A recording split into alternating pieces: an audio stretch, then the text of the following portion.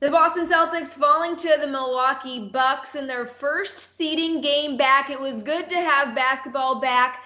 Things were a little Yes, it was. sloppy for the Celtics. Not overall, a lot more positives than negatives, as Brad Stevens said after the game, but Jayson Tatum definitely on the negative end of the spectrum. I'm Sierra Goodwill here with Bobby Manning, Josue, Pavon, Jimmy Toscano. We've got the whole gang here tonight. Tatum, 2 for 18 from the floor and really 1 for 17 because one of those counted field goals was actually just the Milwaukee Bucks scoring an own basket that they credited to Tatum. So really he only made one field goal the entire night. How concerned are you with that performance? I've been concerned because this happened in preseason too. You've seen him falling on drives, missing those spot ups. It looks like November Tatum, frankly, is what I said after the Phoenix game, and it continued tonight. Even worse, like I think of that 1 for 17 against the Knicks earlier in the year, and this was pretty much 2.0 of that.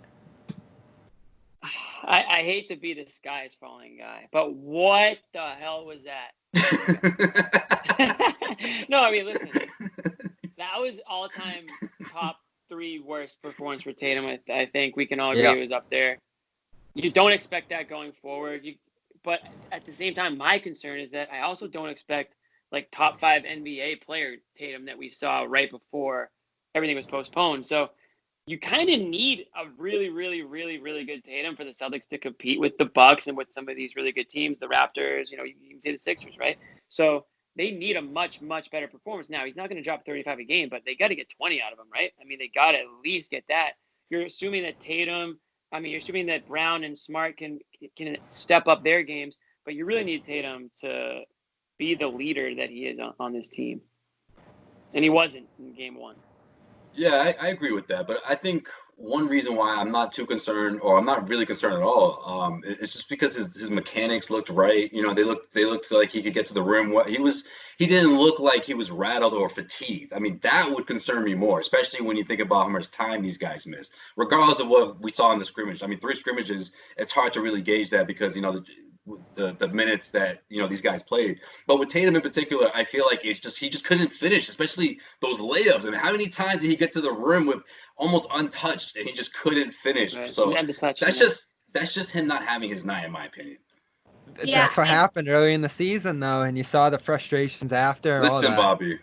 I know it's true, but I don't know. I just think again, the big stage against the Bucks. Giannis. I mean, Bobby, Jimmy, we talked about it before the game. The beginning of that game was so important for the Celtics to not fall behind, and they did the exact opposite by a mile. Yeah.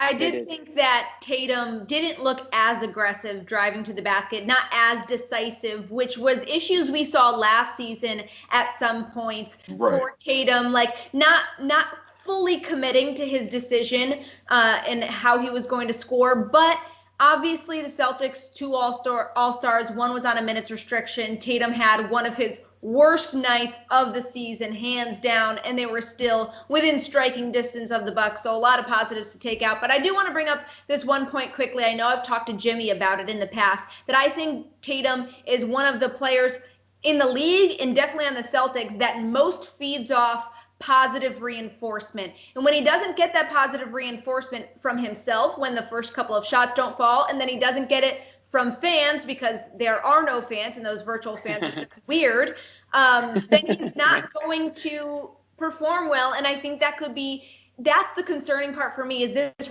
rolling over if he doesn't get some outside reinforcement to get him out of this slump.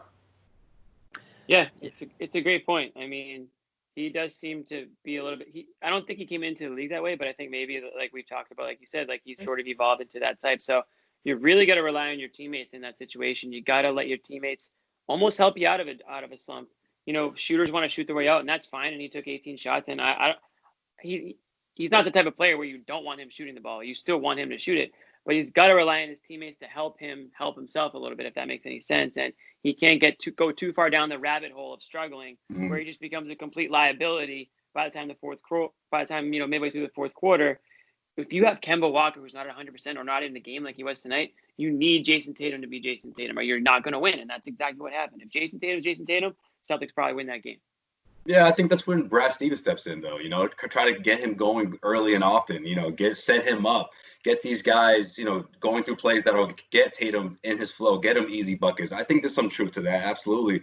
And I also think that, if you look at Brad Stevens' approach, throughout tough games, the Bucks do a really good job of just controlling the pace and just destroying his game plan. I mean, we've seen it so many times. How many times, even when the Celtics, even when they come away with a victory, most of the time it's from behind. They always have to crawl out of it when it comes to the Bucks. And when it comes to controlling the pace, that really rattles Tatum. And I think that was the case against Milwaukee.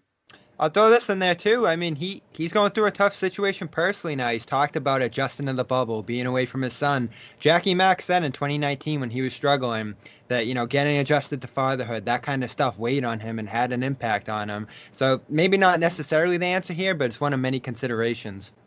Yeah, Brad Stevens summed it up best in the post-game interview. I was listening in while you guys were in your live post-game show. When asked about Tatum's struggles, he said, the least of our team's concerns is Tatum finding the net. That's right. What he does. He'll be just fine. So expecting Tatum to get things back on track in their second game on Sunday. We'll have you covered with all of our Celtics coverage on our website at clnsmedia.com and on our YouTube channel at Celtics All Access.